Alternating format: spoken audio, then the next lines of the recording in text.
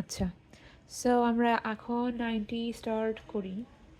90-তে there are two circles. A and B are the centers, right? And P is the intersecting point of the two circles.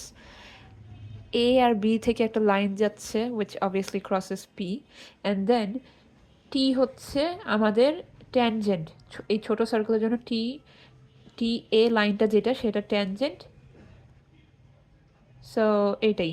হ্যাঁ, আর tangent লাইনটা সিটাকে করে যায়, tangent লাইনটা সিটাকে কাট করে এতে meet করে। অ্যান্ড আবার ডি পয়েন্ট কি, সি থেকে ডি পয়েন্ট একটা 90 ডিগ্রিজ ফর্ম করেছে। ইটস জাস্ট এইটাই যে একটা ইনফরমেশন দিয়ে রেখেছে যে সি থেকে ডি একটা লাইন বানানো হয়েছে to make this triangle 90 degrees. হ্যাঁ, আচ্ছা, so before even reading the question এটা একটু আমরা জানতেই পারি, আগের থেকেই আইডিয়া হয়ে গেছে this is 90 degrees because radius tangent. হ্যাঁ, আর কি কি বের করা যায়? আচ্ছা, আপাতত মনে হচ্ছে না আর কিছু পাওয়ার আছে। এমনিতে আমাদেরকে 19A কোয়েশ্চেনে বলেছে যে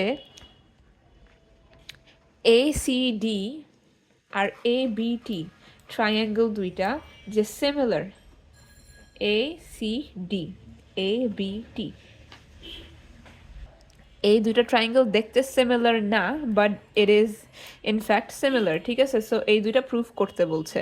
আবার আমাদেরকে কোয়েশ্চেনে এই সব দিয়ে রেখেছে, আমাদের just we have to fill in the blanks. তো খুবই সোজা কাজ। এখন দেখি, হ্যাঁ, DAC is equal to what? Reason দিয়ে রেখেছে যে সেম অ্যাঙ্গেল DAC মানে ফর ট্রায়াঙ্গেল ACD। ঠিক আছে, DAC is equal to what? Well, বড় ট্রায়াঙ্গেলের জন্য BAT, they both mean the same thing, right? DAC and BAT, they both mean the same angle. So এটাই আমরা জাস্ট লিখব BAT অথবা TAB, সমস্যা নেই। আচ্ছা, হ্যাঁ, TAB লেখা ভালো, TAB লিখতে হবে বিকজ দেখো if we compare the 90 degrees here and here, ঠিক আছে, একটু বুঝে নিতে হবে যে 90 ডিগ্রি অ্যাঙ্গেল অ্যান্ড দেন এ, তারপর অ্যাঙ্গেল সি যেখানে আমরা, সো 90 ডিগ্রি অ্যাঙ্গেল থেকে স্টার্ট করে তারপর বিতে যাব। আচ্ছা, তারপর CDA ইকুয়ালস টু হোয়াট, আবার রিজন কি সেটাও আমাদের বলতে হবে। ঠিক আছে, CDA খুবই ইজি, CDA হচ্ছে 90 ডিগ্রিজ বলেই দিয়েছে, তার মানে BTA, that is our other 90 degrees, right? So reason হচ্ছে, আমরা এটা কিভাবে বের করলাম, এটার রিজনটা কিভাবে বের করলাম, that was radius perpendicular to tangent, right? So ওইটাই দিব, এটা অলরেডি গিভেন, আর এটা 90 ডিগ্রিজ কীভাবে আমরা বুঝতে পারলাম because radius is perpendicular to tangent. ACD is equal to what?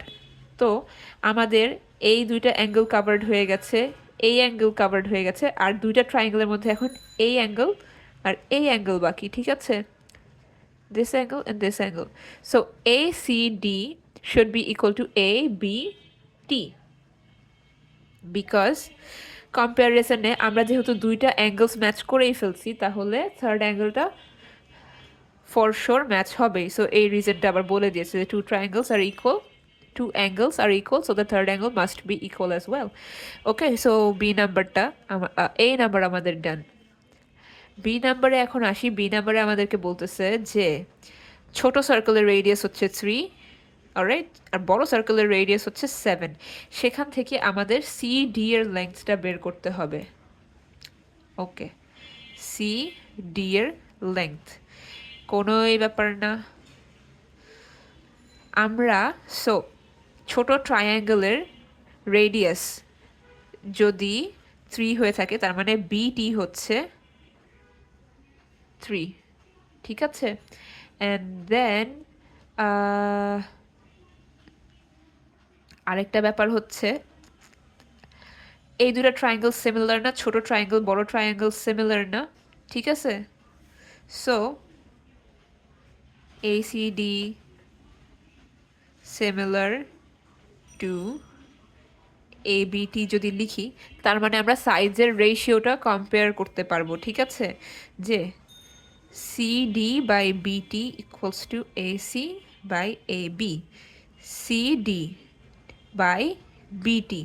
CD আর BTর যে রেশিওটা হবে AC আর AB এর রেশিওটা সেটাই হবে, ঠিক আছে, since both the triangles are similar. ভালো কথা। CD আমরা জানি না, so we keep it like that, CD, and then BTটা জানি 3, ঠিক আছে। AC আর AB কেন চুজ করেছি, বিকজ আমরা AC এর লেন্থটা জানি, radius of the bigger triangle 7, AB এর লেন্থটাও আমরা জানি, because both the radius gets summed up, ঠিক আছে।